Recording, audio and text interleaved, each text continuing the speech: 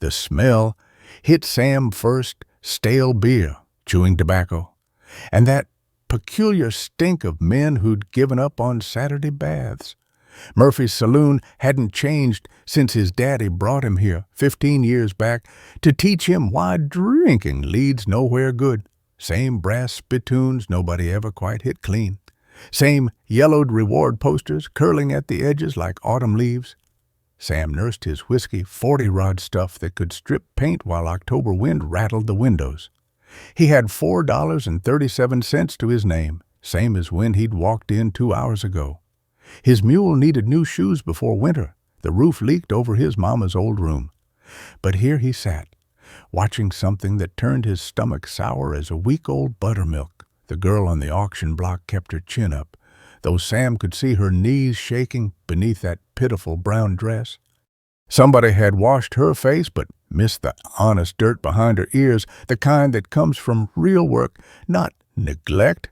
Her hands, Lord, those hands told stories, cracked and calloused like his mama's had been after a day putting up preserves. Gentlemen, and I use that term generous-like. The auctioneer's voice boomed like Sunday thunder. What we got here is genuine surplus goods found her working off her daddy's debts at the old Carlson place before the bank took it. The girl's fingernails dug into her palms hard enough to draw blood. Sam could see it beading up, red as September tomatoes. The tear in her dress showed a flour sack petticoat underneath, the kind farm women made when cotton was dear. Some fella near the bar thought that was worth a laugh. Sam wanted to plant his fist in the man's teeth, but that wouldn't help anybody. Can't cook worth spit. The auctioneer continued, yanking the girl's chin up like she was a horse he was showing. Can't sew a straight seam. Look at them hands, rough as a washboard. Sam's daddy's voice echoed in his memory. Son, there's moments when the Lord puts you somewhere specific to do something specific. Don't you dare walk away from those moments. Jake Morrison leaned back in his chair at the poker table, his silver vest catching the lamplight like fish scales. Morrison owned half the county and wanted the rest. Tell you what, boys, $100 says nobody bids even 10 cents for that scarecrow. The laughter rolled through that saloon like a dust storm. Men who'd lost their farms to Morrison's bank laughed loudest, like joining in might restore something they'd surrendered. Let's make this interesting, Morrison continued, his thumb tapping the table nervous habit Sam had noticed over the years. Anyone wants her? We'll play cards for it. Winner takes the girl. Losers split her auction fee. The whiskey burned Sam's throat, but not as much as the words that came out next. Deal me in. You could have heard a pin drop in that saloon. Every head turned to stare at Sam Hartley, the boy who'd been trying to save his daddy's failing farm for 3 years running. Morrison's eyes narrowed to slits like a cat spotting a mouse. Well, Sam Hartley thinks he's got something to prove. Morrison shuffled the cards with hands that knew every trick in the book. You even got $10 to your name. Boy, got enough.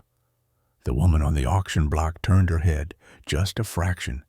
Their eyes met across that smoky room.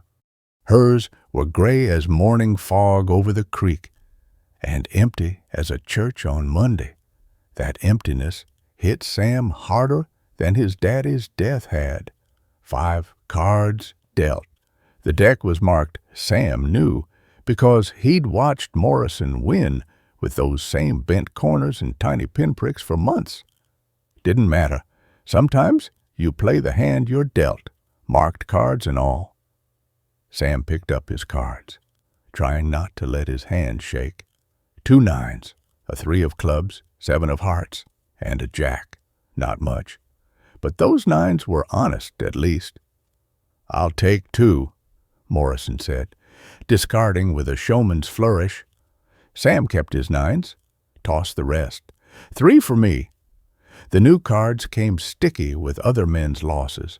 9 of hearts, 9 of diamonds, 4 of a kind, pretty as Sunday china. Morrison's thumb stopped its tapping. Always did when he was bluffing. Well, the auctioneer shifted his weight like he needed an outhouse. We doing this or not? Morrison laid down his cards like they were gold certificates. 3 kings. Good hand for an honest game. Sam placed his 9s on that beer-stained table one at a time, gentle as setting down eggs. Reckon the lady comes with me. The walk to the wagon felt longer than the 3 hours it took to drive to town that morning. The girl followed exactly 3 feet behind, her eyes fixed on Sam's boot prints in the mud. The crowd's laughter chased them out into the October evening, where the first stars were just beginning to show. Bright as his mama's silver pins, Sam's wagon waited behind the saloon boards, held together with baling wire and prayer. The mule, Bessie, favored her left rear leg same as always. The bench seat had a spring poking through that would catch you wrong if you didn't know to shift right. "Name's Sam Hartley," he said, not turning around, voice steady as he could make it. "Got a place about 3 hours north. It ain't much." The woman climbed into that wagon without help, settling on the bench careful-like, her hands folded in her lap, proper as church. Her dress caught on a splinter, tearing further. She didn't even look down. Sam clicked his tongue to get Bessie moving. The mule plodded forward, each hoofbeat measuring out the silence between them like coffee spoons. They'd gone a mile before she finally spoke. Her voice came out rough as burlap. "You didn't have 4 9s. Sam's hands tightened on the reins. Bessie's ears flicked back, sensing the change. "How'd you figure? Same way you knew Mr. Morrison was bluffing." Her voice gained strength like coffee perking. "His thumb stops tapping when his cards are bad. Your left eye twitches when you're hiding something. Twitched when you set down them cards." Sam drove another mile through moonlight, bright as fresh cream, before answering. "Had 2 pair, 9s and 3s. Why'd he fold? Because sometimes folks believe what they expect to see more than what's actually there." She made a sound that might have been a laugh if it had more life in it.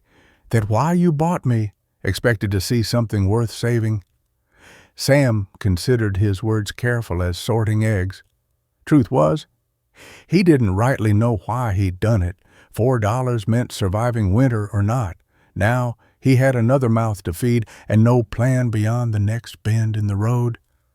"My daddy used to say, every soul deserves one chance to prove the world wrong about them." He glanced sideways at her profile in the moonlight, figured you hadn't got yours yet. She was quiet so long he thought she'd fallen asleep. Then, just as the lights of town disappeared behind the last hill, "Ruth, my name is Ruth Carlson. Pleased to know you. Miss Carlson, it's just Ruth." She swallowed hard. Miss Carlson was somebody before. She stopped. "Just Ruth." They rode the last 2 hours without speaking, but it was a different kind of quiet now, the kind that held possibility instead of emptiness, like good soil waiting for the right seed. Before we continue, please leave a like and subscribe. Let me know which city you're watching from. Now, let's get back to the story. Sam's ranch appeared in the moonlight like something that had already given up. The house leaned east, as if trying to escape toward morning. The barn had more gaps than boards. You could see straight through to the stars on the other side. The windmill's broken vane hung there like a bird with its neck wrung. "Told you it wasn't much," Sam said, pulling Bessie to a stop.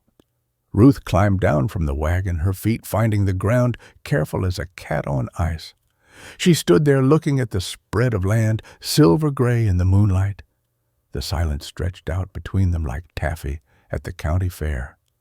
Then she walked to the nearest patch of exposed soil and knelt down. Sam watched her scoop up a handful of earth, crumble it between her fingers. She brought it close to her face, studying it in the moonlight. Then, Lord have mercy, she touched her tongue to it. Just a quick taste like his mama used to test bread dough. "You feeling all right?" Sam asked. Ruth stood, dusting her hands on that torn dress.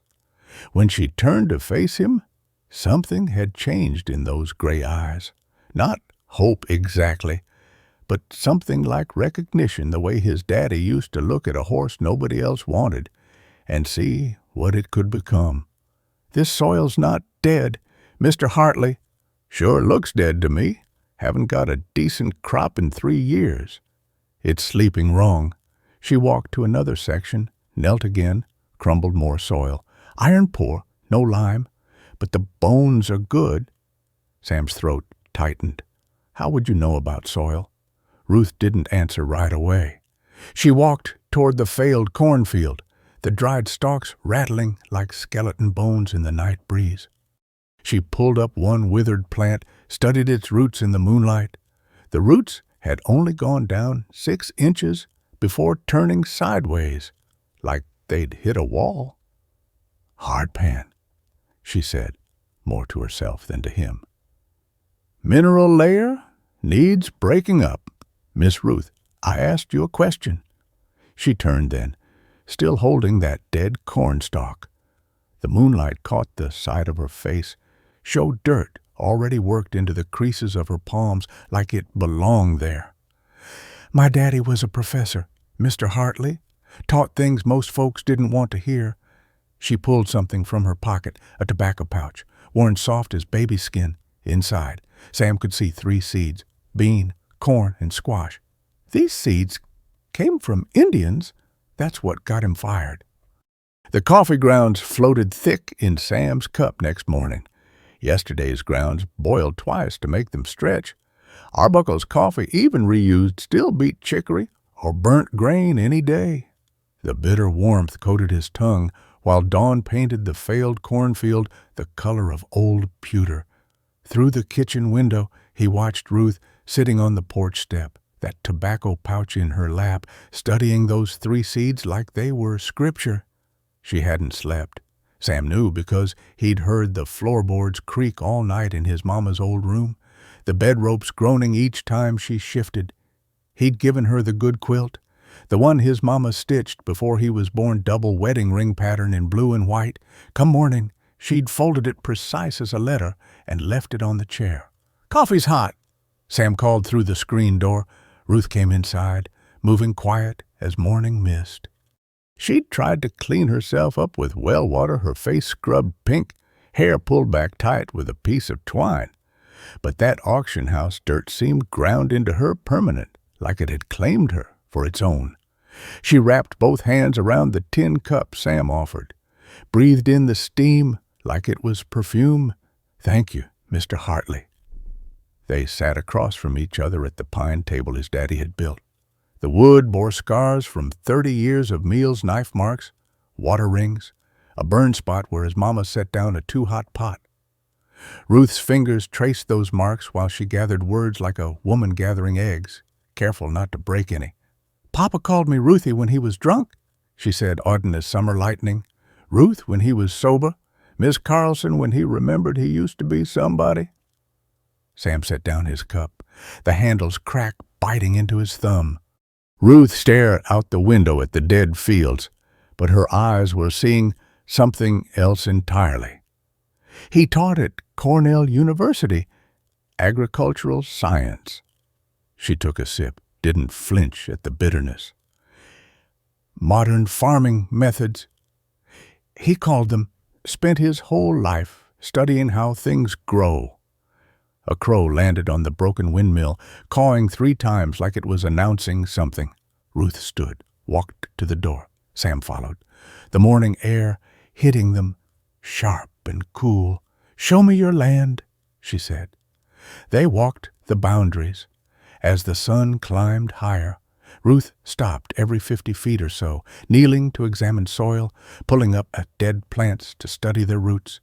Her dress dragged in the dirt, adding new stains to old ones.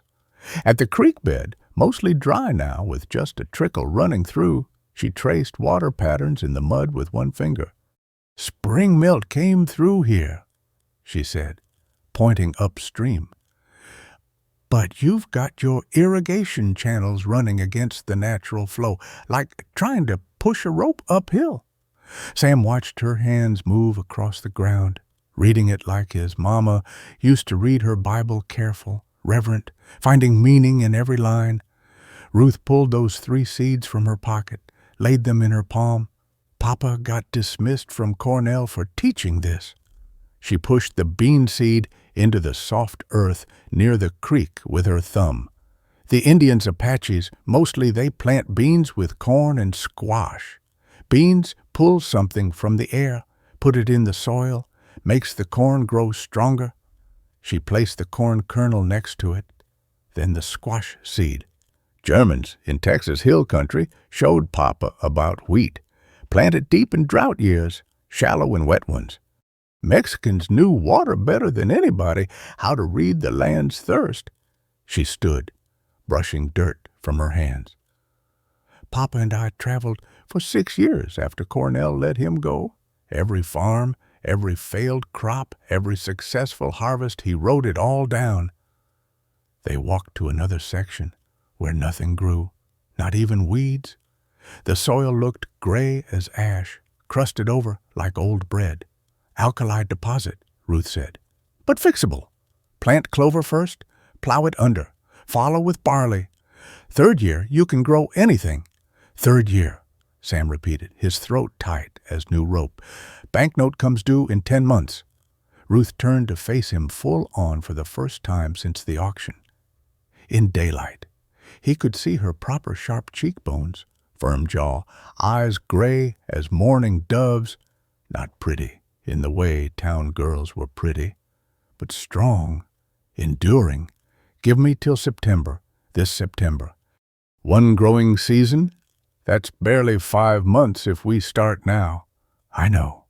She walked toward the house, stopped at a patch near the well. "Kitchen garden here first. Radishes, lettuce, early things. Sell them in town while the wheat and corn mature." Sam watched her pace off measurements, counting under her breath. Her boots, men's boots, too big for her feet, left deep prints in the dust. "Why'd your papa's debts become yours?" he asked. Ruth's jaw muscles tightened. "Papa took fever in Amarillo, died with $7 in his pocket, and these seeds." She touched the tobacco pouch. "The boarding house owner sold his books, his instruments, everything. Still came up short by $73. "So they sold you. Sheriff gave me a choice. Work it off at $2 a month or be sold at auction." Her laugh came bitter as the twice-boiled coffee. "Would have taken 3 years to work it off. Auction was quicker." Sam studied her standing there in that pitiful dress, dirt under her nails, talking about soil and seeds like they were salvation itself.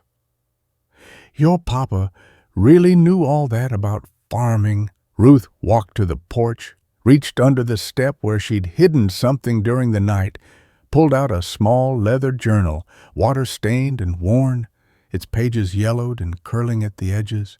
Every farm from here to Santa Fe, soil samples, rainfall patterns, what grew, what failed, why. She held it like folks hold prayer books, careful and reverent. Papa believed land tells you what it needs if you listen. Most folks are too busy yelling at it to hear. Sam took the journal, opened it careful-like. Pages covered in tiny, precise writing.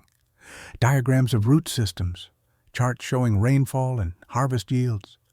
Maps with notes in margins about soil types and water tables.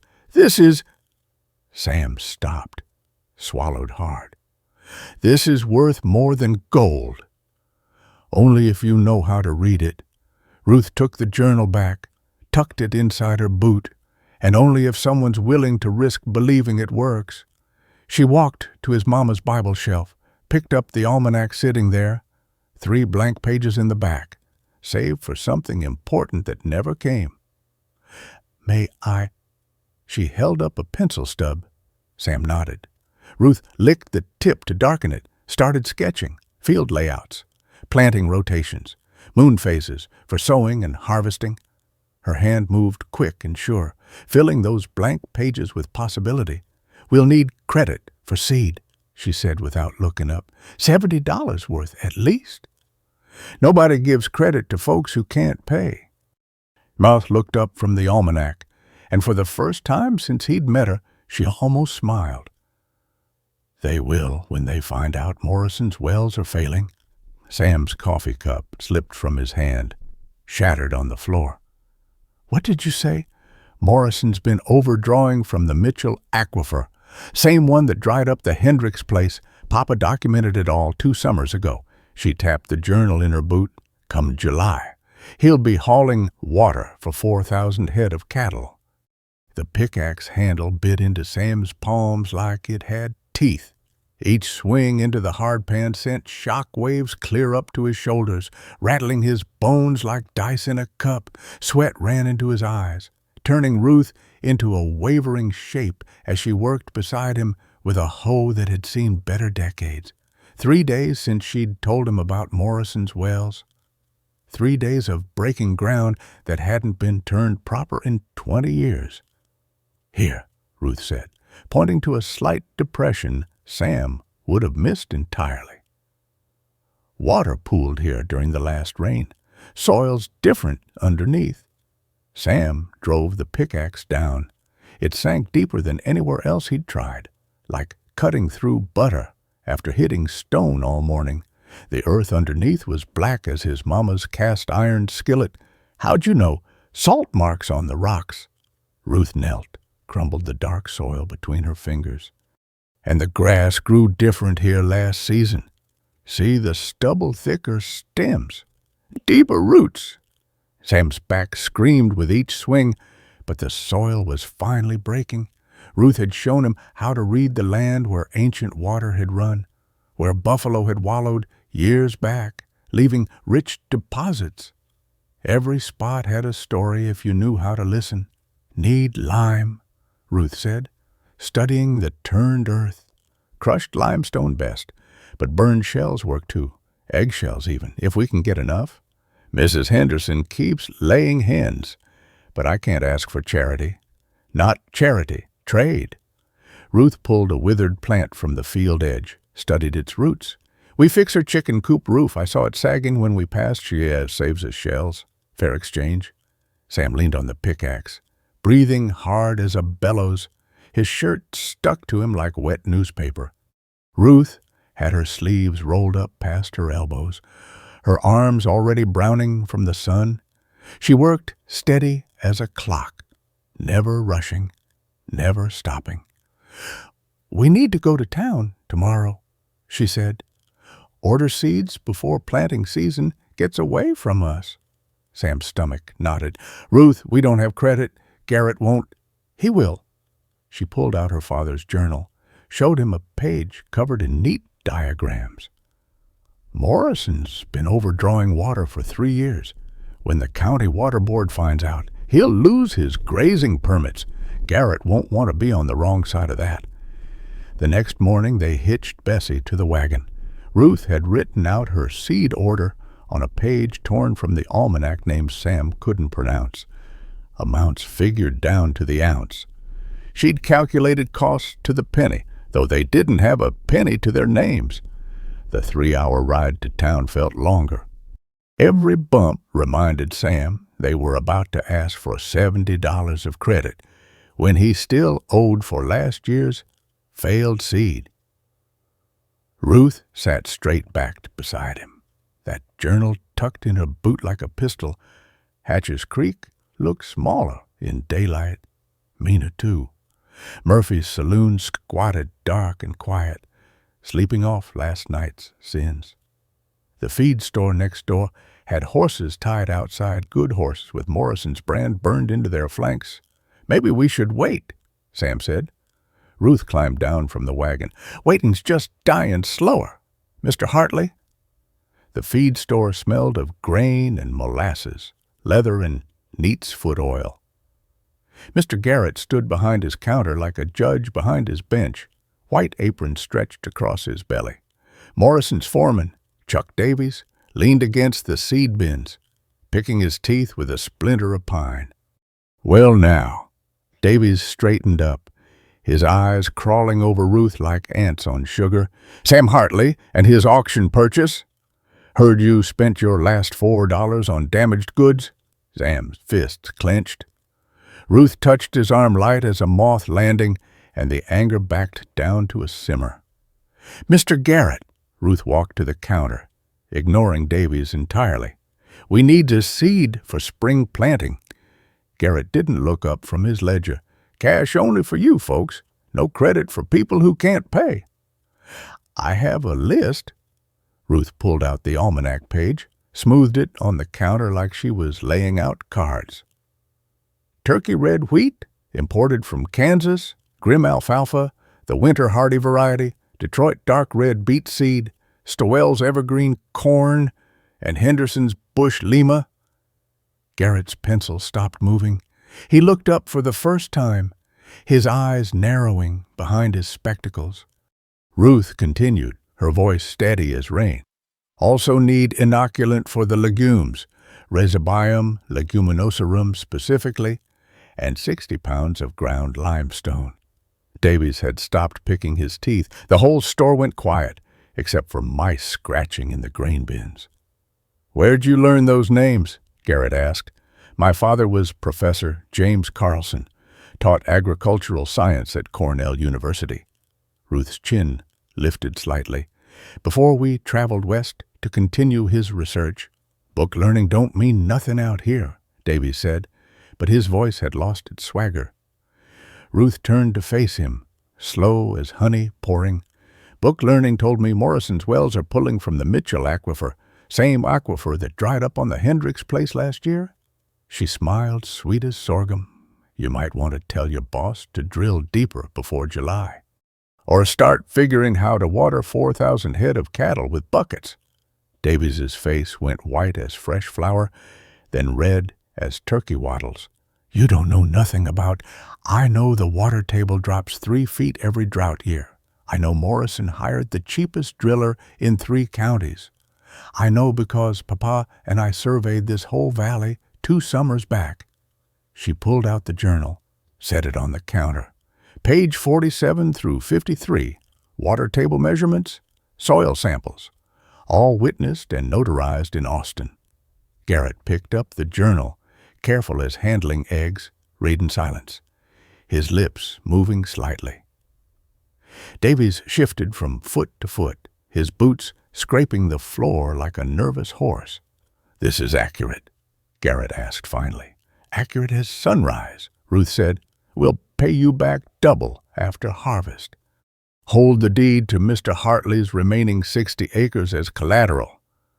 "That's everything I got left," Sam said, his voice coming out cracked. "And it'll be worth nothing if we don't plant it right." Ruth kept her eyes on Garrett. "You've been in this town 20 years. "Mr. Garrett, seen farms fail, families starve out, good men lose everything to drought. What if I told you there's a way to farm that survives the dry years?"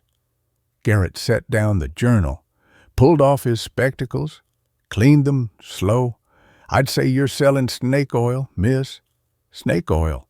Sellers ask for money up front. I'm asking for credit. If the harvest fails, you get the land. If it succeeds, you get paid double, and the knowledge of how we did it." The silence stretched tight as fence wire. Davies shifted his weight, his hand moving toward his hip like he was reaching for iron that wasn't there. "What's this rhizobium nonsense?" Garrett asked. "Root bacteria, lives on bean and pea plants, pulls nitrogen from the air, puts it in the soil. Plant beans with corn, you don't need manure or guano." Ruth traced a diagram on the dusty counter. "Indians been doing it for centuries. Their fields don't fail in drought years." "That's Indian nonsense," Davies spat. "Indians been farming this land since before your grandfather's grandfather was born. Maybe they know something worth knowing." Garrett pulled out his order book, started writing. $70 credit, due in full by September 1st. Miss one payment. I take the land October 1st, Ruth countered. After we sell the harvest, September 15th, final offer. Ruth looked at Sam. His mouth had gone dry as August dust. 60 acres was everything his daddy's legacy, his mama's grave plot, his whole life. He nodded. Garrett started pulling seed packets from the shelves, weighing bulk seed on his brass scales. Davies pushed past them hard enough to knock Sam into the counter. "Morrison's going to want to know about this water table business," he said from the doorway. "Tell him," Ruth said, checking Garrett's measurements. "Tell him Ruth Carlson said he should have hired a better driller, and tell him to keep off our land." Davies slammed the door hard enough to rattle the windows. Garrett continued measuring seed, his face careful as a poker player's. When he finished, 3 large sacks and dozens of small packets covered the counter. "This turkey red wheat," he said, tying the last sack. "Never heard of anybody growing it here." "Nobody's tried it the right way." Ruth ran her fingers over a seed packet like it was money. "Plant it deep. Space it wide. Let it develop roots before the heat comes. It'll survive when everything else burns." They loaded the wagon while the sun climbed toward noon. Sam's back still screamed from the morning's work, and lifting the grain sacks made him bite his tongue. Ruth handled the small packets like they were newborn babies, organizing them in the almanac's pages as they drove out of town. Sam finally spoke. "You really survey this valley with your father, every acre, took samples, made maps, recorded water sources." Ruth pulled the journal from her boot. "Still have all his notes." Sam stared at that little book, water-stoned and worn, its pages yellowing like old teeth. "Why didn't you say before, because a woman's word means nothing? But a woman who can make $70 of seed turn into $700 of harvest?" She tucked the journal away. "That woman gets listened to." The wagon rolled home through the afternoon heat. Behind them, the seed shifted and rustled with each bump. Sam heard possibility in that sound, or ruin, maybe both.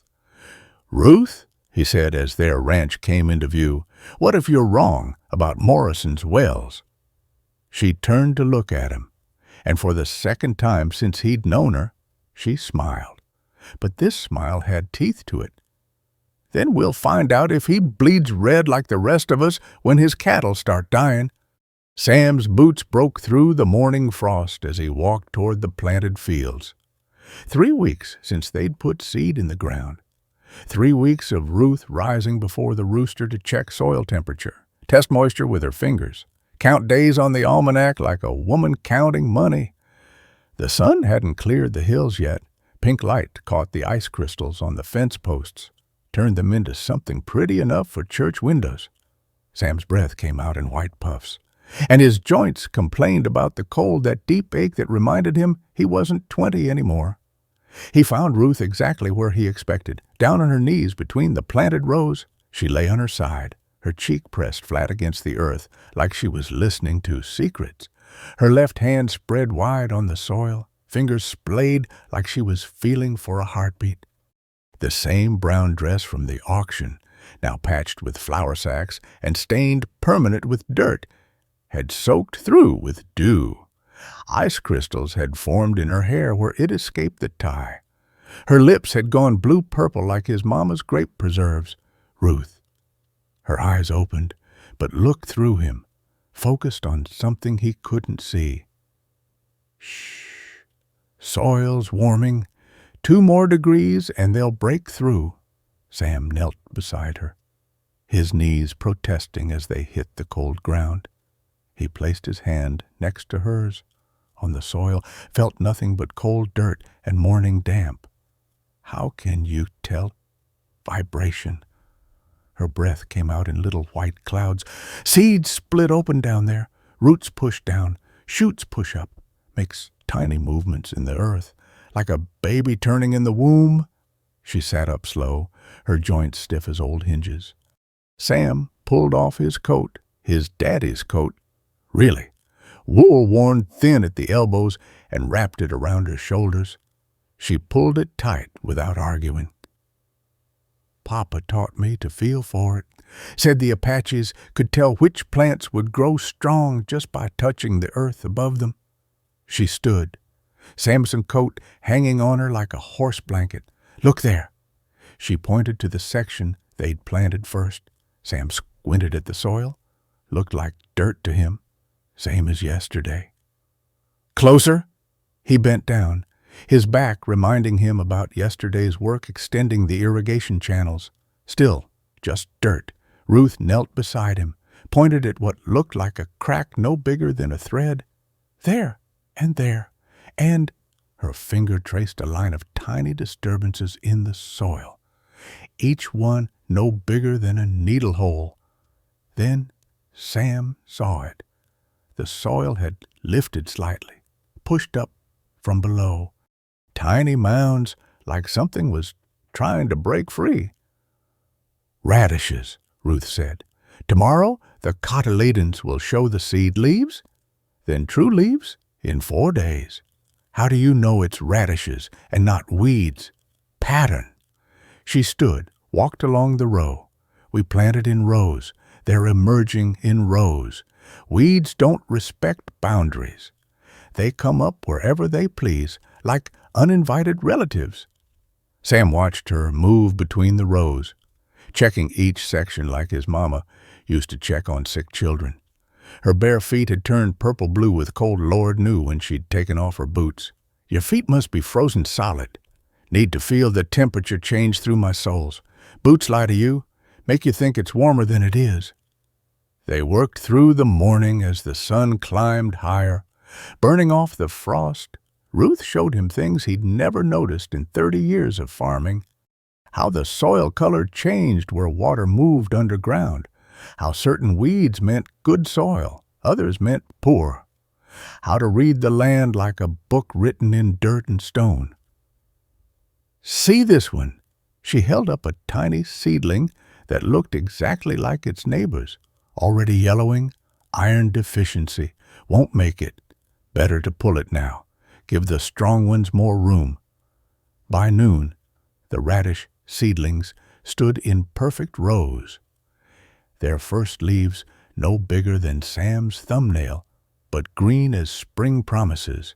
He'd never seen anything grow so fast, so uniform. His daddy's crops had always been scattered, fighting each other like dogs over a bone. "It's the spacing," Ruth explained, measuring with a stick she'd marked in inches. "Most folks plant too close, thinking more plants means more food. But plants are like people. Crowd them together, they get weak, sickly. Give them room to breathe, they grow strong." The sound of horses made them both look up. 3 riders moving slow along the fence line, Hendricks, from the next farm over, Bill Patterson, who'd lost half his herd last year, and old Jim Stewart, who'd been farming this valley since before Sam was born. They sat their horses, staring at the neat rows of emerging plants. Nobody waved, nobody called out howdy. They just watched, their faces shadowed under their hat brims. "Let them look," Ruth said, but Sam noticed her shoulders pull tight. "Come July, when their crops are burning, they'll remember what they saw here." The riders moved on, but Sam knew they'd be back. Word would spread through the valley like spilled water. Sam Hartley's auction woman was growing things in soil everyone knew was dead. That afternoon, Sam found Ruth pulling the first radishes. They came up pink and white, perfect as painted china, with crisp greens still beaded with water. She wiped one on her skirt, bit into it. The crunch carried across the yard. "Sharp, she said, juice running down her chin. "Good sharp means the soil's balanced, right?" She handed him one. The radish bit his tongue, cleared his sinuses, tasted like the earth itself had concentrated into something fierce and alive. "We can take these to town tomorrow," Ruth said, pulling more. her hands quick as dealing cards. "Mrs. Garrett at the general store will buy them. 2 cents a bunch. That's only 20 bunches here, 40 cents, then more in 3 days, then lettuce next week." Her hands never stopped moving, pulling and bunching, tying with string she'd made from flour sacks. Small money builds like snowmelt, drop by drop, then a trickle, then a stream. As Sam watched her work, noticed something different in the way she moved. When she'd first arrived, every gesture had been careful, calculated, like she was afraid of taking up space. Now her hands flowed from task to task, natural as breathing. "You're not saying September anymore," he said. Ruth's hands stilled on a bunch of radishes. "What before?" "You always said we had until September to prove ourselves, pay the debt. Now you talk about next planting, next season." She looked down at the radishes in her hands, water still dripping from their leaves. "September was about surviving, about paying what's owed." She raised her eyes to meet his. "Now I'm thinking about October, November, next spring." "You planning on staying then?" The question hung between them like dust motes in afternoon light. Ruth set down the radishes, wiped her hands on the apron she'd made from feed sacks. "Mr. Hartley, I've lived in 23 places in 6 years, never planted anything I got to harvest." She looked out over the emerging fields, the neat rows of green pushing through brown earth. "I'd like to see these tomatoes ripen, taste the corn when it's milk stage sweet, save seeds from the best plants for next year." Sam felt something shift in his chest, like ice breaking on a pond. "About Morrison's foreman," Ruth said suddenly. "Davies. He's been riding our fence line every evening, counting our plants. Let him count. He's not just counting."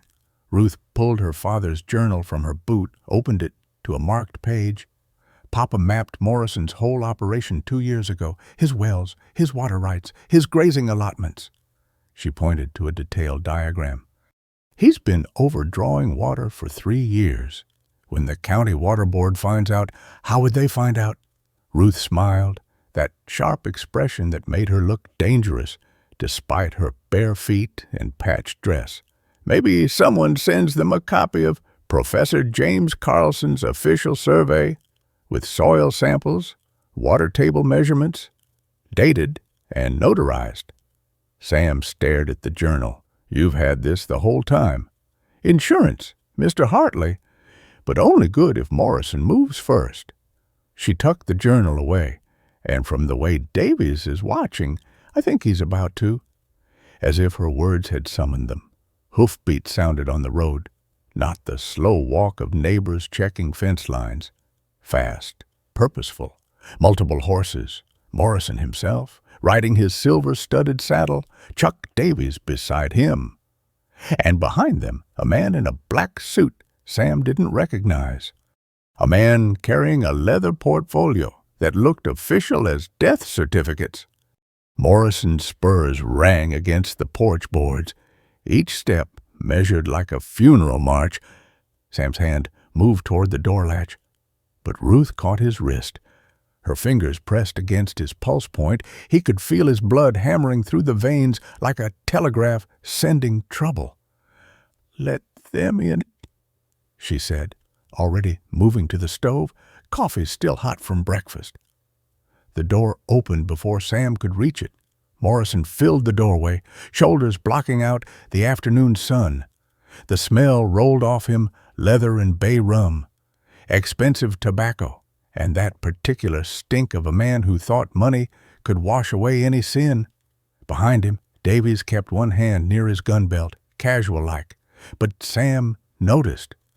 The lawyer fellow clutched his portfolio against his chest like it might protect him from whatever was about to happen. "Afternoon, Hartley?"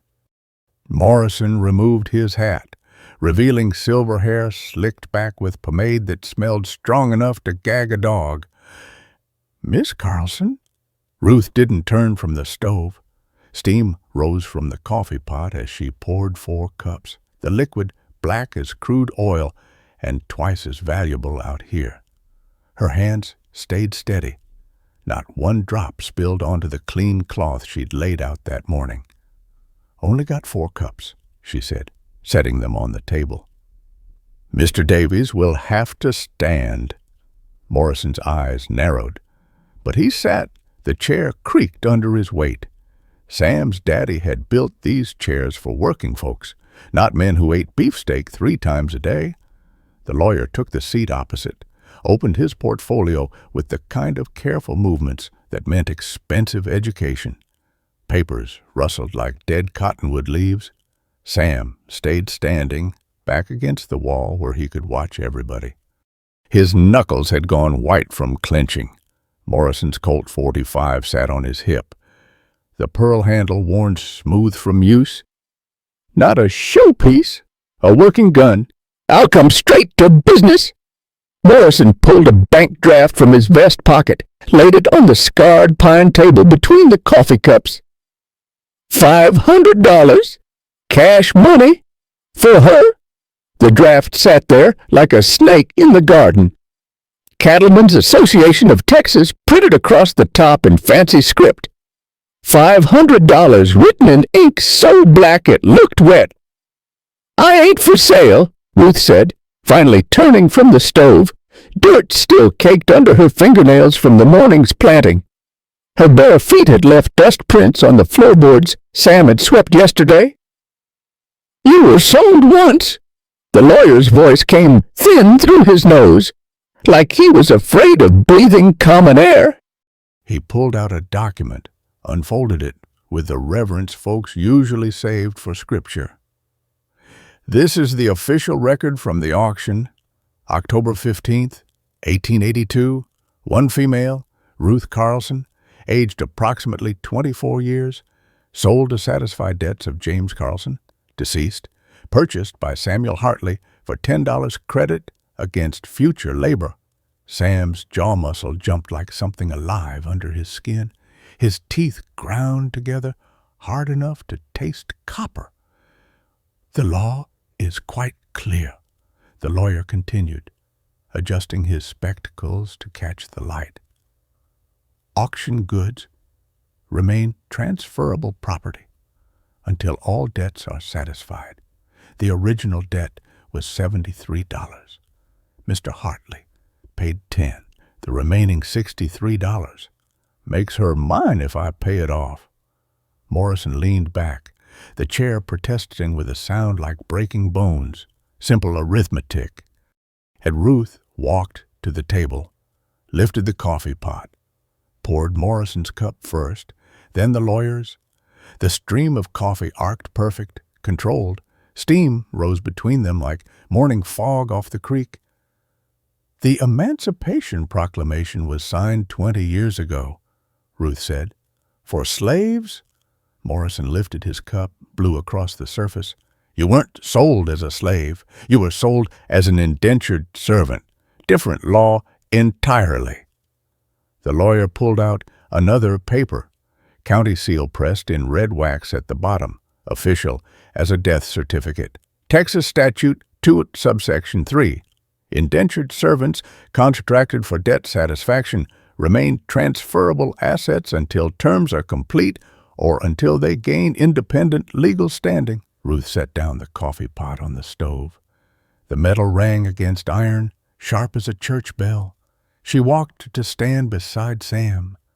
Close enough he could feel the heat coming off her skin, smell the dirt and clean sweat from the morning's work.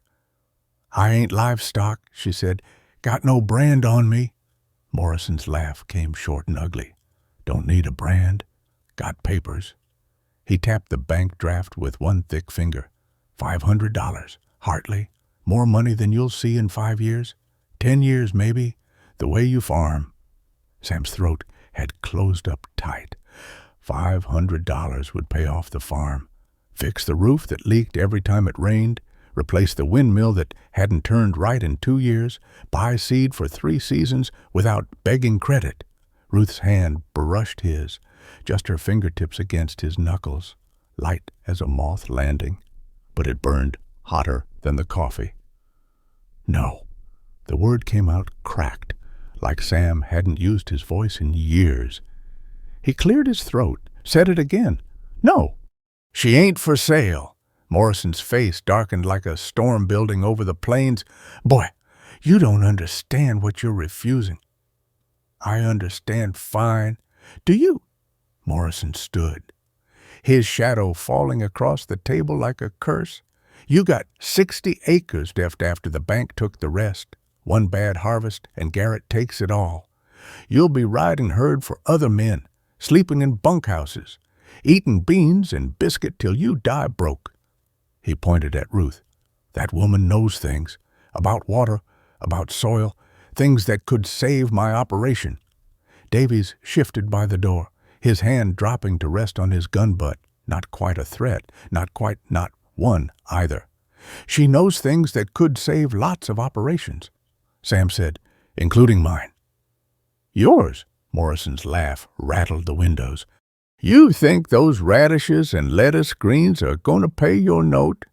You need $700 by September 15th. You got maybe $50 worth of vegetables if everything grows perfect and nothing gets eaten by rabbits. Wheat and corn will make the difference, Ruth said. If it don't burn in the heat, if the rain comes when you need it, if the locusts don't sweep through. Morrison picked up the bank draft, waved it slow like he was fanning himself. This is guaranteed money, right now, today. The paper whispered through the air, $500 floating between poverty and survival. Ruth moved to the table, picked up the lawyer's document, read it slow, her lips moving slightly with the words. The kitchen went quiet, except for the tick of Sam's daddy's clock and Davy's breathing through his mouth by the door. This statute, she said finally, says indentured servants remain transferable assets. She set the paper down gentle, looked Morrison straight in the eye. Unless they gain independent legal standing through marriage, property ownership, or military service. The lawyer's coffee cup rattled against the saucer like bones shaking. That's... Yes, technically, but I need legal standing. Ruth's voice stayed flat and calm as a pond. Marriage makes me a person under law, not property. Morrison's fist hit the table hard enough to jump the cups. Coffee sloshed over the sides, spreading across the wood like spilled blood. You can't just marry her to keep... Why not? Ruth turned to Sam. People marry for worse reasons, for money, for land, for convenience. Her gray eyes held his, steady as bedrock. Marrying for legal protection seems more honest than most reasons. Sam's chest felt too tight for his ribs, like something was trying to break free from inside. Morrison's hand had moved closer to his gun. Davies had stepped away from the door, positioning himself with a clear line of sight. Get out, Sam said. Morrison didn't move. Boy, you are making a mistake that will bury you. Maybe, but it's mine to make. Sam stepped forward, his boot crushing one of the lawyer's papers that had fallen. Get off my land. Morrison picked up the bank draft, folded it with deliberate care like he was folding a flag, tucked it back in his vest. This offer won't come again. Good. The lawyer gathered his papers with shaking hands. Coffee had soaked through one corner, blurring the official seal. Morrison put on his hat, the brim throwing his eyes into shadow. You got no idea what you're starting, he said. Sure I do. Ruth picked up Morrison's untouched coffee cup, poured it back into the pot. Waste not, want not. I'm starting a farm. With my husband. The words landed like bullets. Morrison's face went white, then red, then white again, like he couldn't decide whether to be furious or sick. You ain't married yet? Not yet, Ruth smiled, that sharp edge showing clear.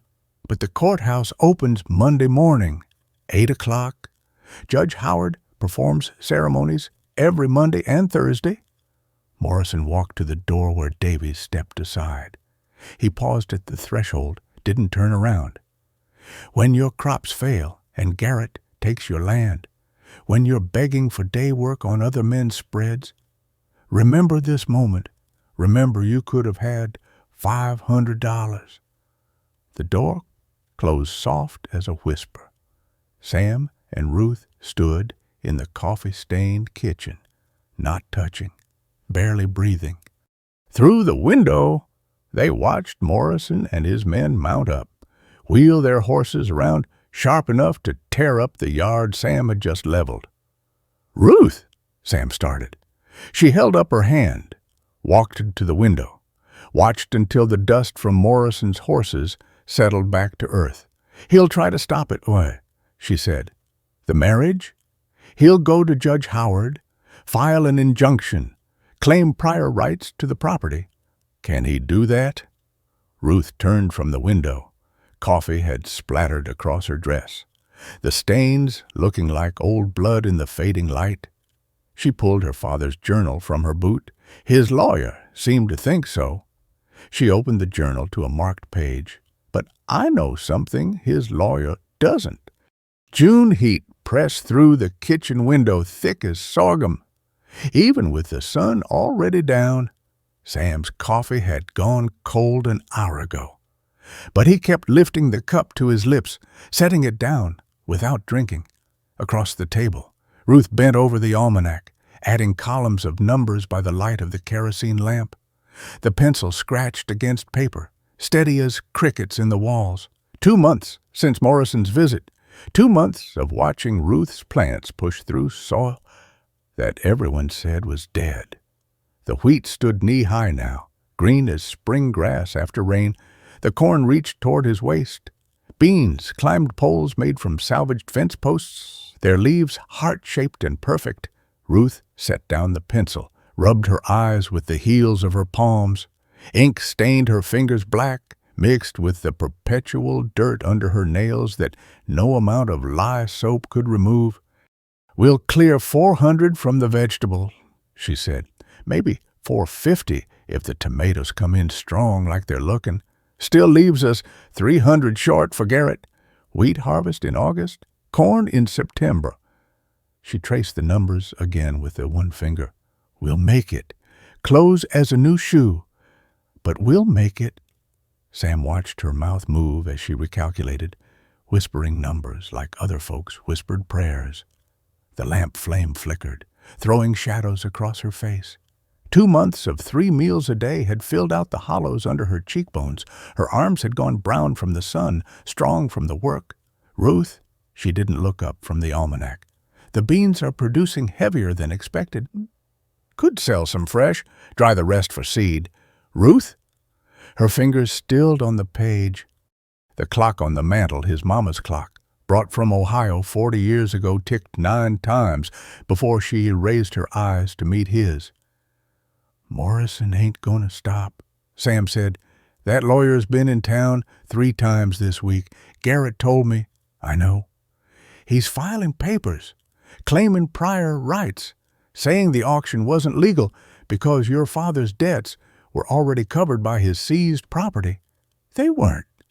Ruth's jaw tightened like she was biting down on something bitter.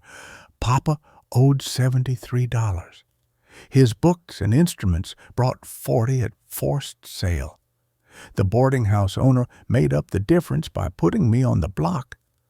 Morrison's lawyer says different, says he's got witnesses that'll swear the books brought enough to cover everything." Ruth stood, walked to the window. Outside, fireflies blinked in the planted fields like fallen stars trying to rise. Her reflection in the glass looked ghostly, like she was already half disappeared. "There's a way to stop him," she said to the window. "Marriage." The word sat between them, heavy as the heat. Ruth's shoulders rose and fell with her breathing.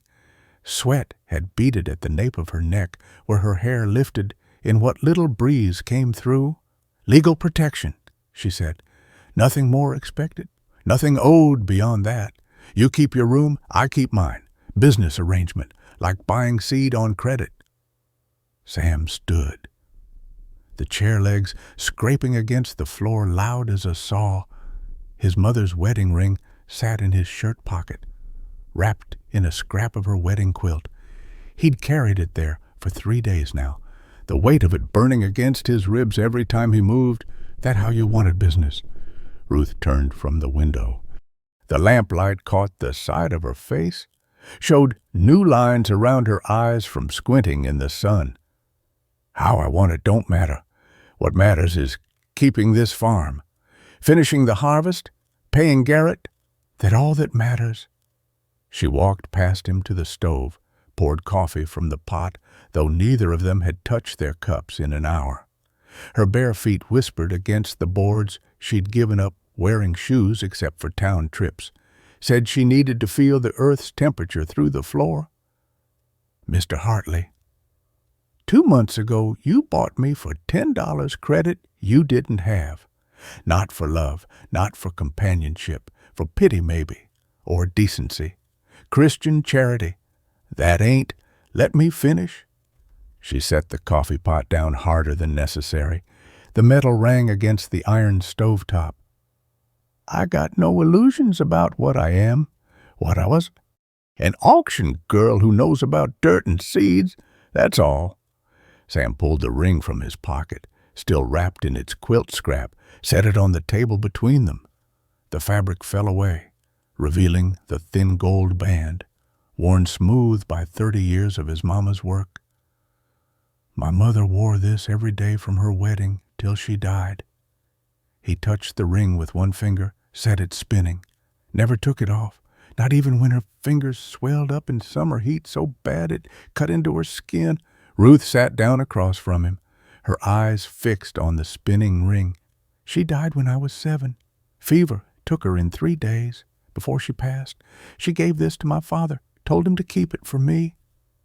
The ring slowed, toppled, went still. Father gave it to me before he died, said to save it for someone who'd look at this land and see what it could be, not what it was. Ruth reached across the table, picked up the rings, held it to the lamplight. The gold caught fire, threw tiny reflections across the ceiling like stars. It's too big, she said. We can wrap thread around it, make it fit. She slipped it onto her finger. It hung loose, threatened to slide right off. She made a fist to keep it in place. I chose to trust you, she said, quiet as breathing.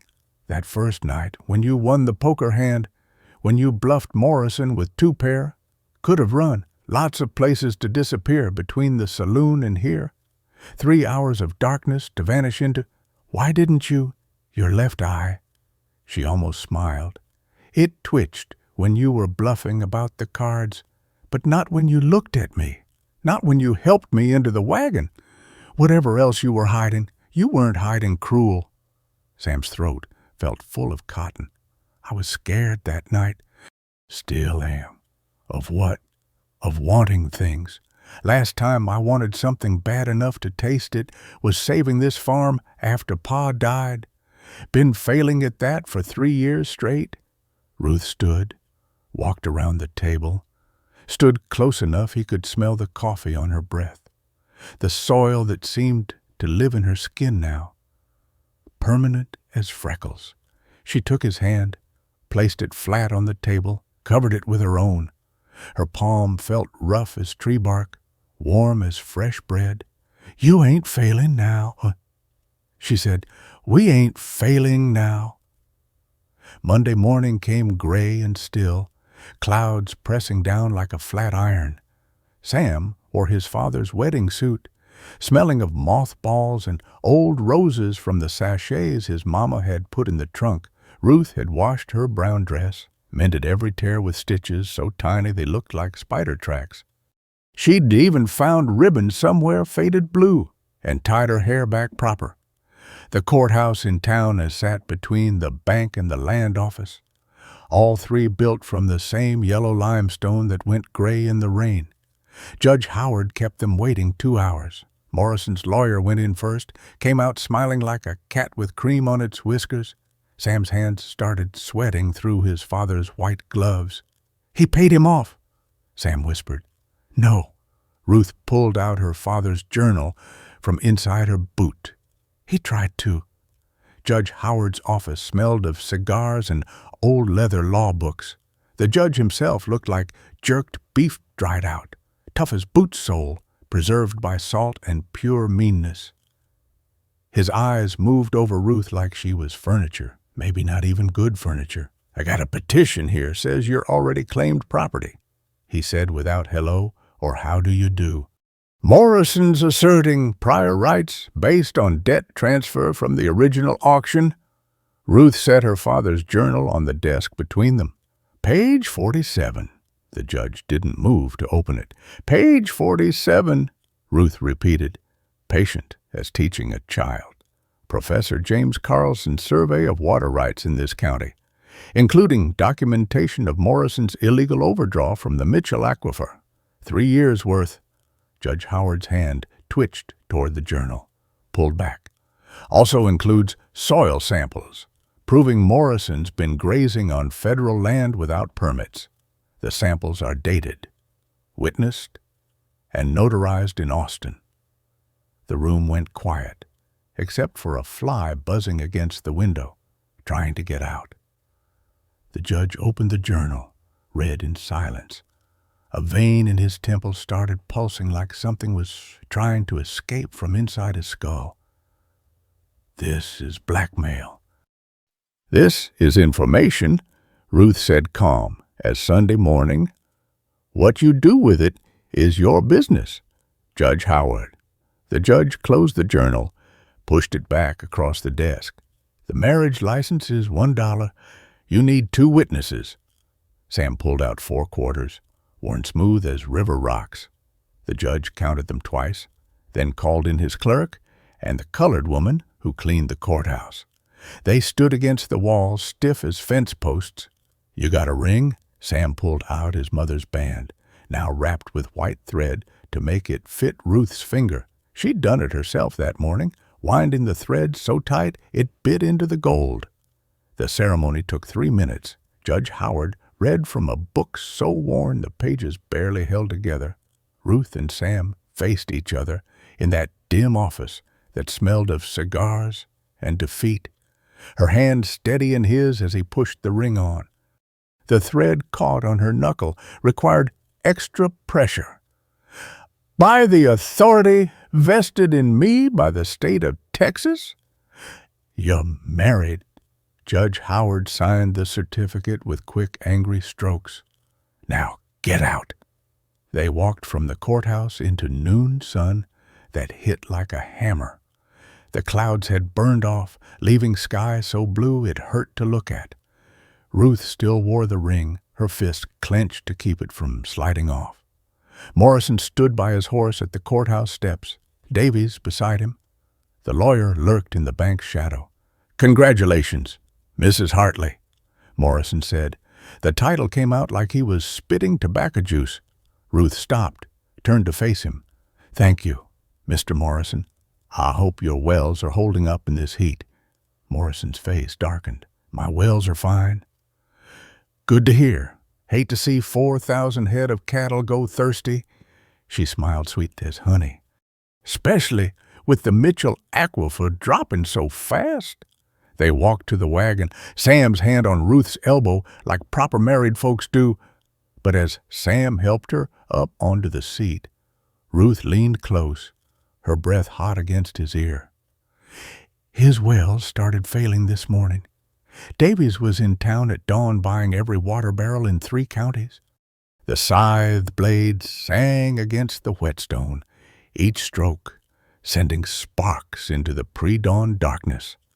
Sam's shoulders burned from the repetitive motion, but the edge had to be perfect. One dull spot would mean torn stalks instead of clean cuts, grain lost to the ground instead of gathered into sheaves.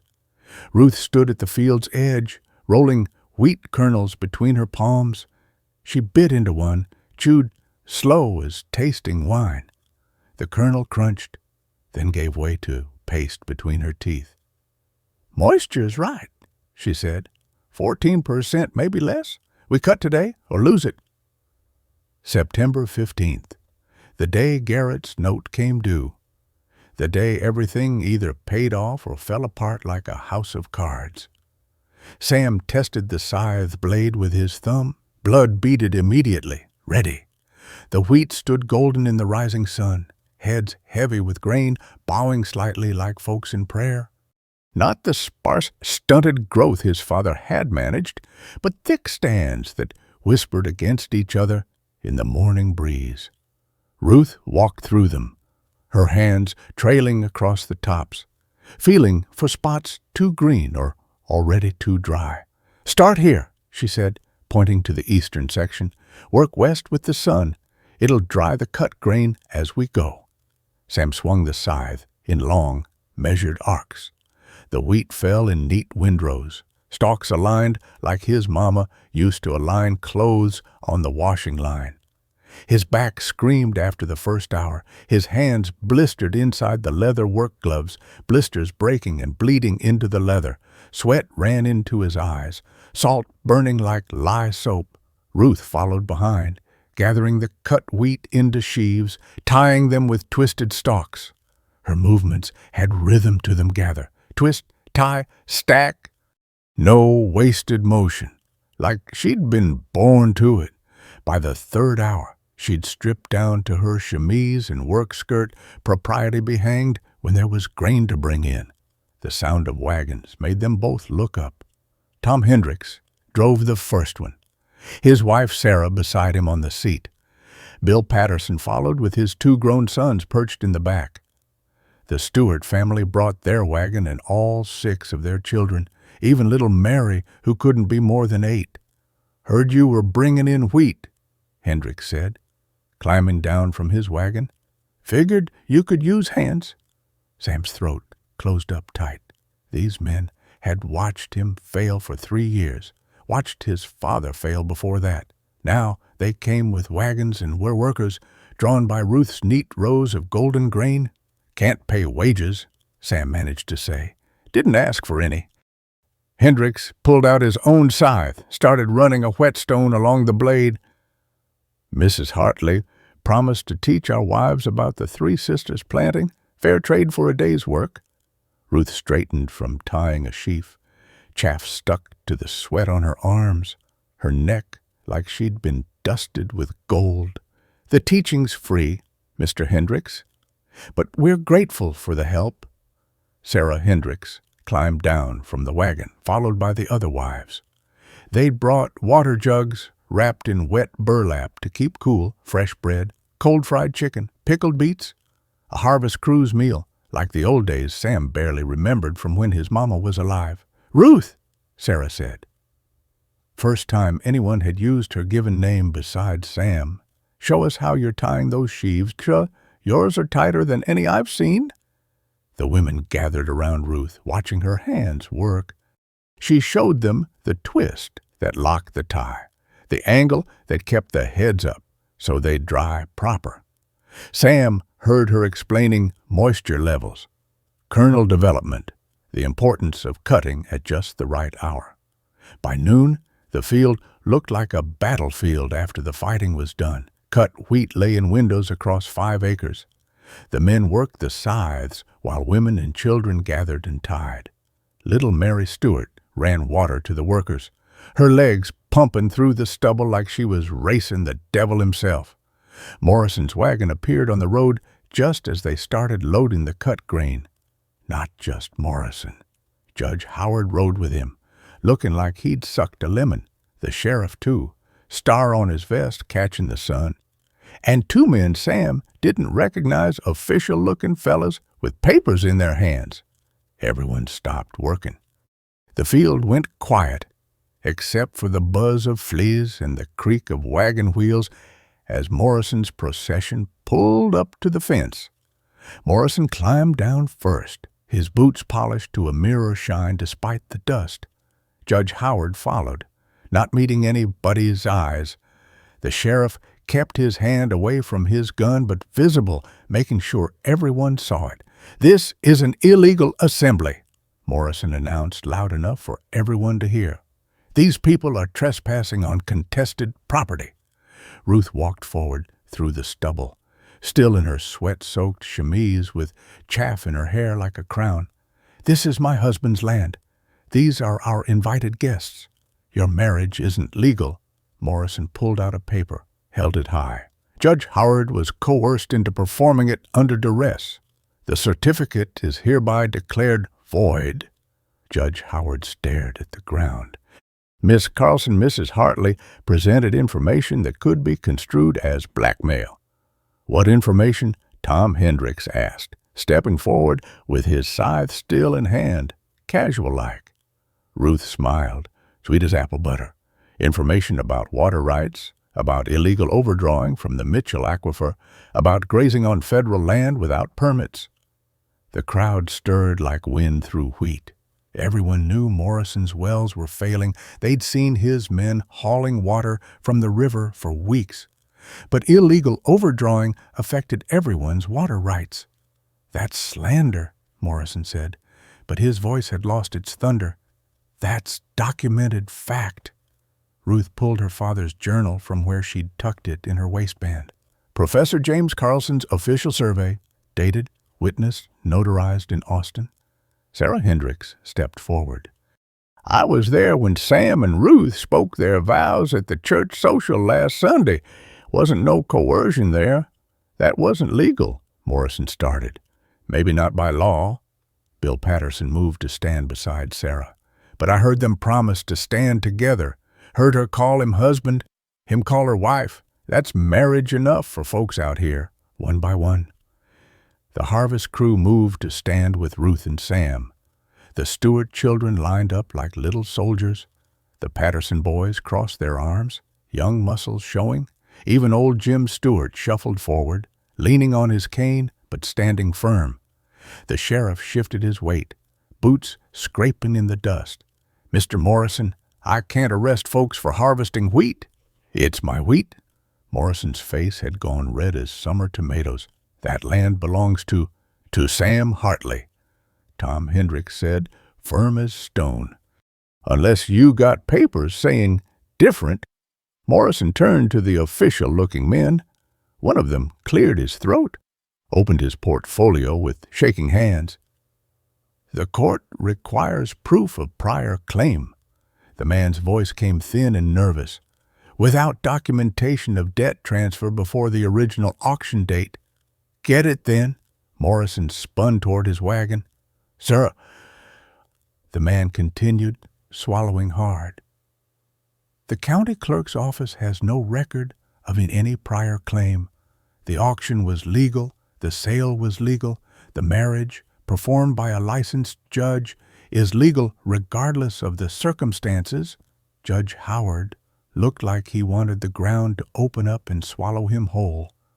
Morrison's hands clenched and clenched, his jaw working like he was chewing nails. The silence stretched out like taffy. Then Morrison spoke, his voice different now, smaller. "How much?" Everyone went quiet as death. "How much for the grainita?" Morrison repeated, staring at the loaded wagons. "My cattle need feed, or the wells are bone dry. I'll buy your harvest." Sam felt Ruth's hand slip into his. Her fingers were rough, cracked from work, strong as iron. $3 a bushel, Ruth said. "Highway robbery going rates $1.50 con.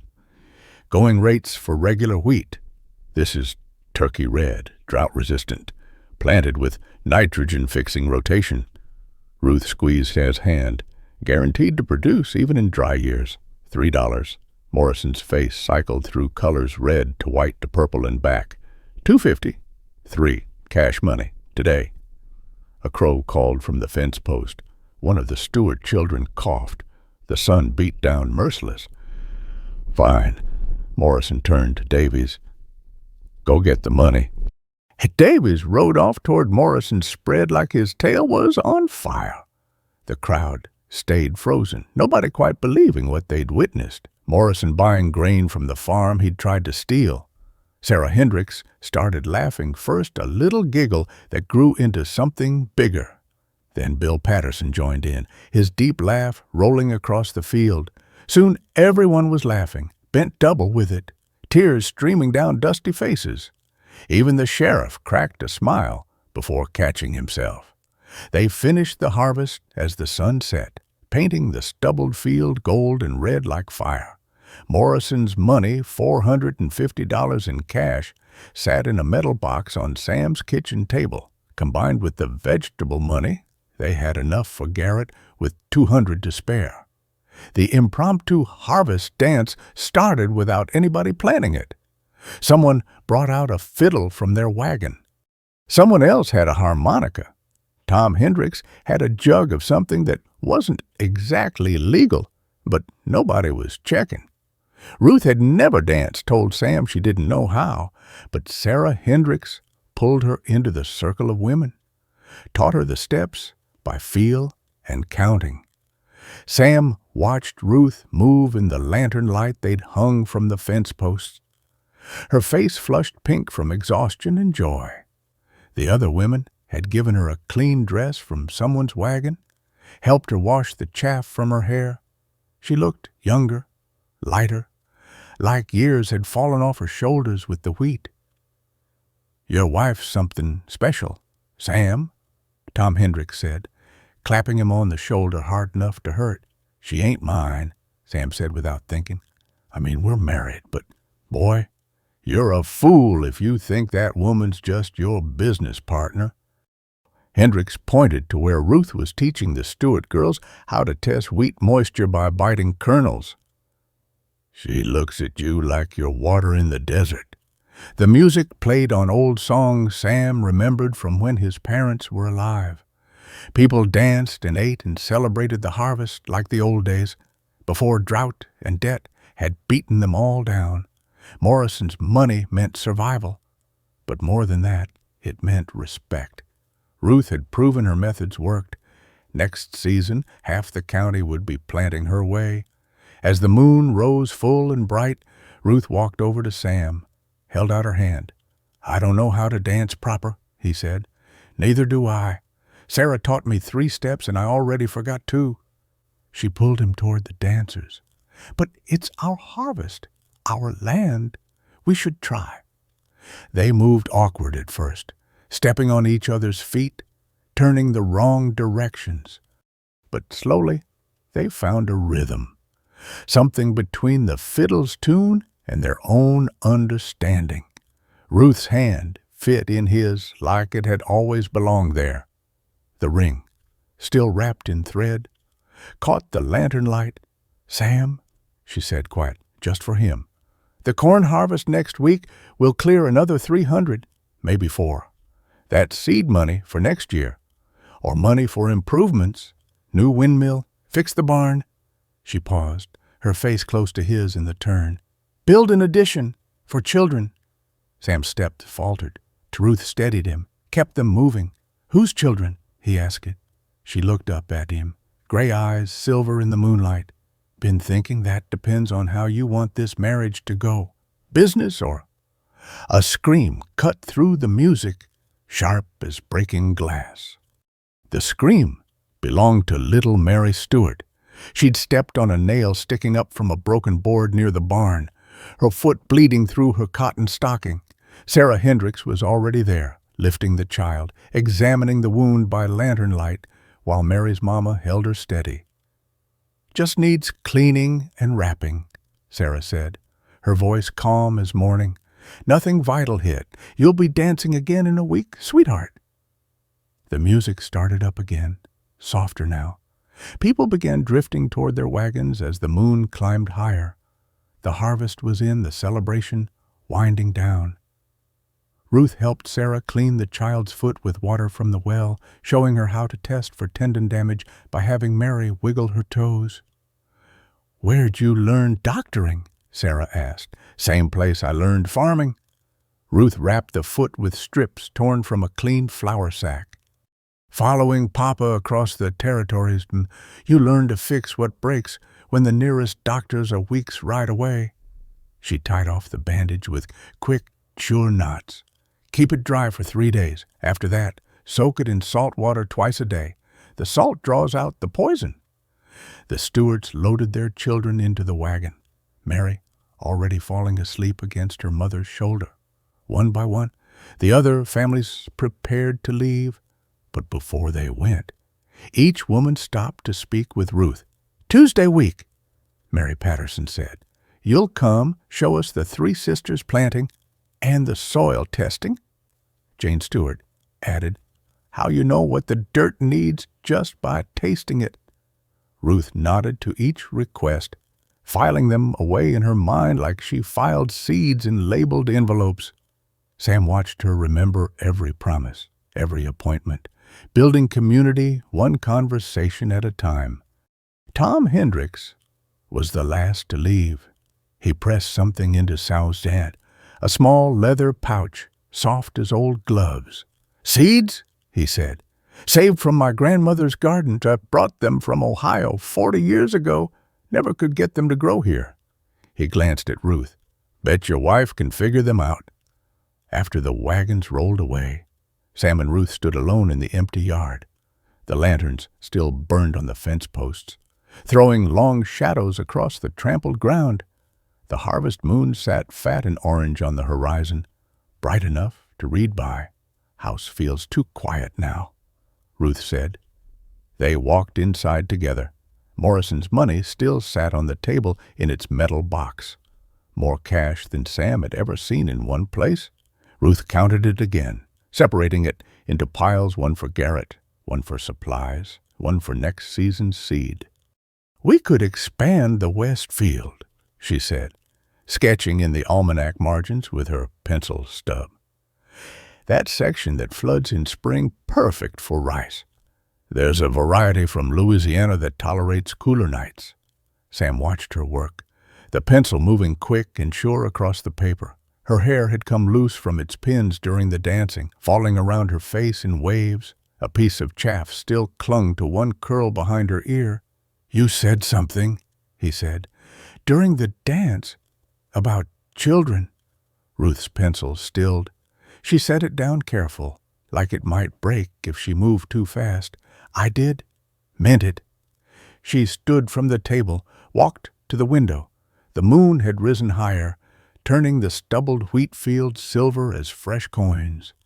"My monthly bleeding's late," she said, quiet as prayer. 3 weeks now." Sam's chest felt too small for his heart. He moved to stand behind her, not touching, just close enough to feel the warmth coming off her skin. Could be the hard work, changed diet, stress of the harvest. Could be, Ruth turned to face him, or could be from that night last month when... She stopped, color rising in her cheeks like sunrise. That night, after the corn had tasseled out perfect, every silk catching pollen just right, they'd celebrated with the last of his father's whiskey, saved for 10 years. The marriage that had started as business had shifted into something else without either of them saying so. Just happened natural, as seeds sprouting. "You sorry?" Sam asked. "Are you?" He reached out, pulled that last piece of chaff from her hair, let it fall to the floor. "Only thing I'm sorry about is the separate rooms. Seems foolish now, keeping apart when we're already together in every way that matters." Smith smiled, not the sharp, dangerous smile she gave Morrison, but the soft one that changed her whole face. "Your mother's room has the better mattress." "Then we'll use that one." She moved into his arms, like water finding its level. They stood there holding each other while the moon climbed higher, turning everything silver and shadow. Sam could feel her heartbeat through the thin cotton of her dress, quick and strong as a bird's. "We should go to town tomorrow," Ruth said against his shoulder. "Pay Garrett, order seeds for next season." Already planning ahead. Always planning. That's what farmers do. She pulled back enough to look at him. "Tom Hendricks wants to try the Three Sisters method on 10 acres. The Pattersons want to rotate crops like we did. By next harvest, half the county will be growing different. Morrison won't like that. Competition for his cattle feed." Morrison can buy seed from us or watch his cattle starve. Ruth's smile turned sharp again, just for a moment. His wells won't recover for years. He'll need drought-resistant feed crops, and we're the only ones who know how to grow them proper. The next morning, they drove to town with Morrison's money locked in the metal box. The road had dried to powder after weeks without rain, and dust rose behind the wagon like smoke. Garrett was sweeping his store's front step when they arrived, his movement slowing as he saw them coming. "Come to pay or ask for extension?" he asked. Setting the broom aside, Sam set the box on the counter, opened it to show the bills inside. Pay in full, plus the interest. Garrett counted the money twice, then 3 times, like he couldn't believe it was real. His hands shook slightly as he wrote out the receipt. "Never thought I'd see it," he said, handing over the paper. "Your father tried for 15 years, never made a payment this big." "My father never had Ruth," Sam said. Ruth was already at the seed bins, writing her order for next season on a fresh page torn from the almanac. Garrett watched her work, shaking his head, slow as wonder. "That turkey red wheat," he said. "Had 3 farmers already asking for it this morning. Don't have any left to sell." "We saved seed," Ruth said without looking up. 20 pounds. We'll sell you half for next year's planting." "How much?" $1 a pound. Garrett whistled long and low. "That's highway robbery." "That's what Morrison said." "He paid it." Ruth moved to the vegetable seeds. "We'll also have seed potatoes come spring. The variety from Peru that resists blight. $2 per pound, minimum order 5 pounds. Garrett pulled out his order book, started writing. "I'll take everything you can provide." They spent the afternoon in the store, planning next year's crops. Ruth filled 3 pages with diagrams, crop rotations, planting schedules, harvest times. Garrett took notes like a schoolboy, asking questions about soil amendments, irrigation patterns, companion planting. "You're changing how we farm," he said finally. "This whole county's been doing things the same way for 50 years. "And failing for most of them," Ruth said. "The land's not tired. We just weren't listening to what it needed." Morrison came in as they were leaving. He looked older than he had yesterday, his clothes dusty instead of pristine. Davies wasn't with him first time Sam had seen Morrison alone in years. "Hartley," Morrison said, touching his hat brim. "Mrs. Hartley." "Mr. Morrison," Ruth replied. "How are your cattle? Alive, thanks to your grain?" The words came out like pulled teeth, but he said them. "I need to order more, and seed for next season." Ruth pulled out her father's journal, turned to a page she'd marked with a piece of ribbon. "These varieties will work for your land. Plant them in the sections I've marked here." She drew a rough map on a piece of brown paper from Garrett's counter. "Your soil's different from ours, more alkaline. These'll tolerate it better." Morrison studied the map, tracing the field sections with one thick finger. "Why help me?" "Because hungry cattle don't care whose brand they wear," Ruth said. "Your herd starves. Prices drop for everyone. Besides, you'll pay premium for the knowledge." Morrison's jaw worked, but he nodded. "Name your price." $100 for the consultation. Seeds at market rate plus 30%. Ruth smiled, sweet as sorghum.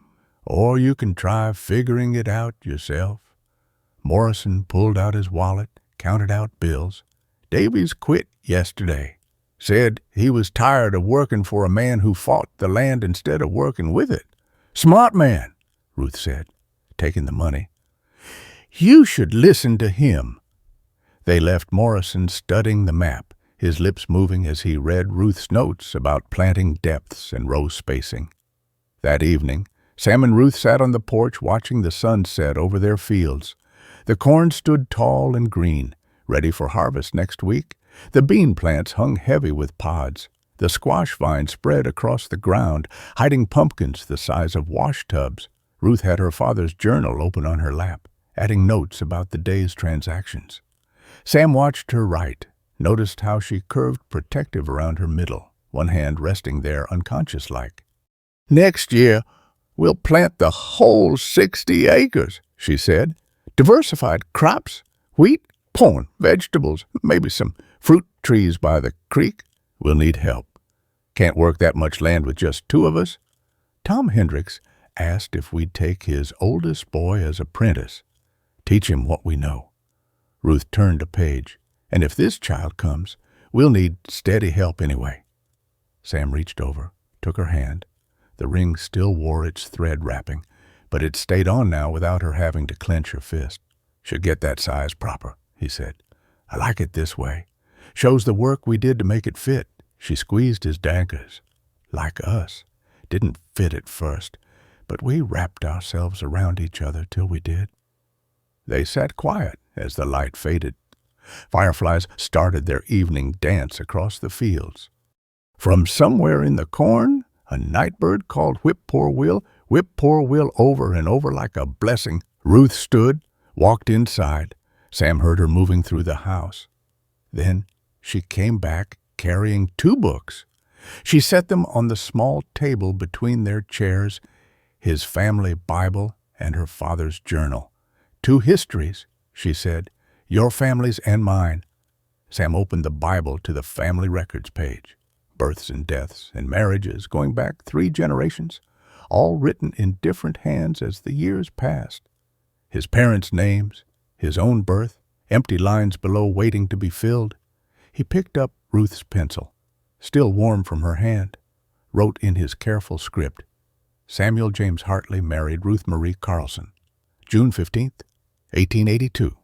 Ruth took the pencil, added below, "First harvest completed September 58. Seeds due for tomorrow." "That's not a usual thing to put in a family Bible," Sam said. "Nothing about us has been usual." Ruth said, "But I'd rather be strange and successful than normal and starving." The moon rose full and bright, lighting their fields like day. Tomorrow they'd start the corn harvest. Next week, neighbors would come to learn Ruth's methods. By next spring, the whole county would be planting different, better, because of what they'd proven possible. Ruth stood, held out her hand to Sam. "Come to bed? Early morning tomorrow?" Sam took her hand, followed her inside. As he closed the door, he looked back at the 2 books sitting side by side on the porch table. Tomorrow, he'd bring them in, put them on the shelf together. Start filling those empty lines with new names, new dates, new harvests. But tonight, he had seeds to save and ground to tend, and a wife who'd taught him that even dead earth could bloom if you listened to what it needed. The door closed soft behind them. The fields rustled in the night breeze, heavy with promise. And somewhere in the corn, that nightbird kept calling, telling the world that this land was claimed, worked, and loved, connecting hearts, friends. Let me tell you what became of Ruth and Pam Hartley. 10 years have passed since that auction, and now their farm feeds half the county. Ruth teaches at the agricultural college 3 days a week, yes, the same knowledge that got her father dismissed from Cornell. Sam built her a proper classroom right there on their land, where farmers come from 3 counties over to learn. Their 3 children run through those same corn rows, learning to taste soil and read the weather like their mother. Old Morrison, he passed last winter, but not before apologizing to Ruth and leaving them his water rights. His nephew runs the ranch now, using Ruth's methods. That ring of Bam's mother still wears its thread, wrapping Ruth says, "Some things shouldn't be fixed if they were made to work through love and patience." Every harvest. The whole county gathers at the Hartley place, sharing seeds and stories, building tomorrow from today's careful tending. Story note. This work is inspired by Western frontier stories created solely for entertainment purposes. This story does not condone, encourage, or promote any form of violence or harmful behavior. All characters and events are products of the author's imagination, and any resemblance to real people or events is purely coincidental.